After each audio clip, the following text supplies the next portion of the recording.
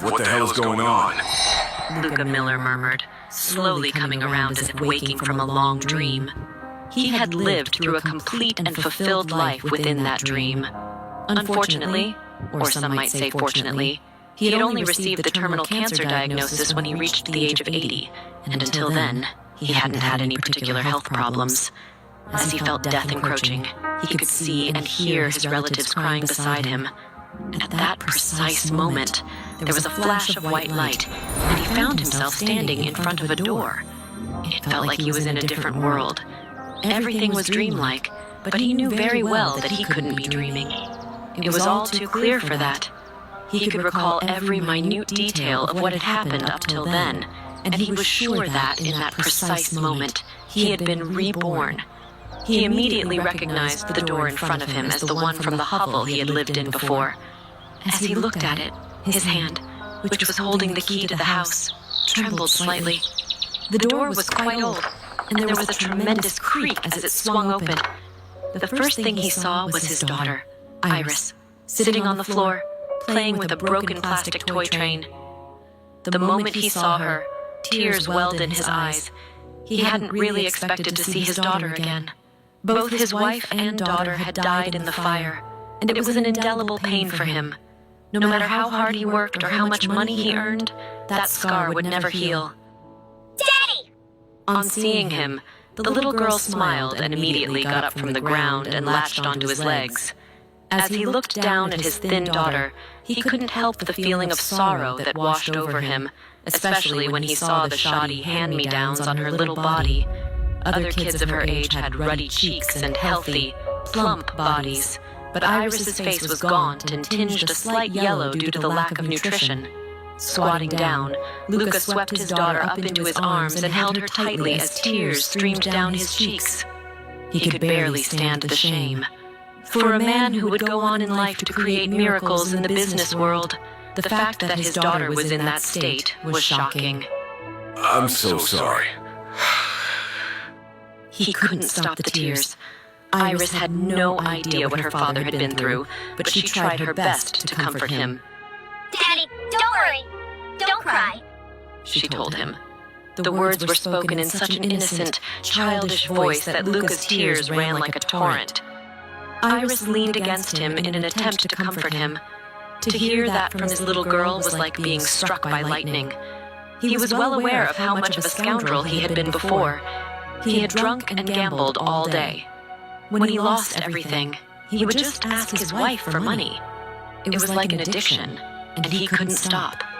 It was madness.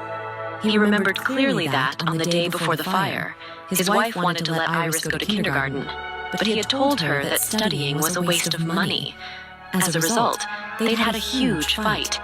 But she had a good head on her shoulders. Although she envied the fact that all the other children she knew went to school, she also knew that her mom and dad argued over the cost of sending her. So, even though she really wanted to go, she kept silent because she didn't want her parents to get into an argument because of her.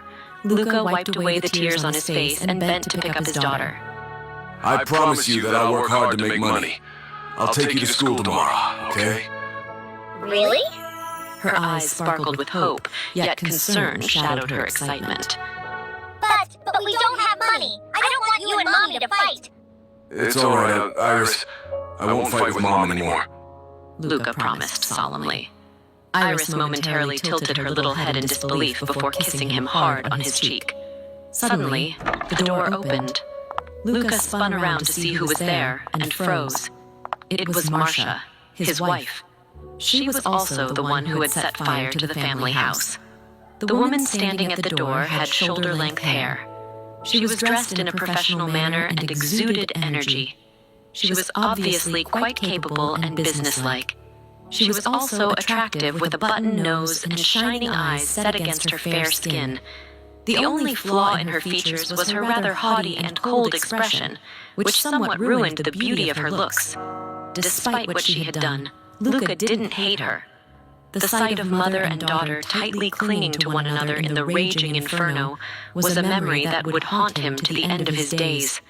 He had often thought about how deep her despair and hatred of him must have been to choose to end her life. At that moment, She was holding a bag in her hand, and there was the smell of something delicious coming from it.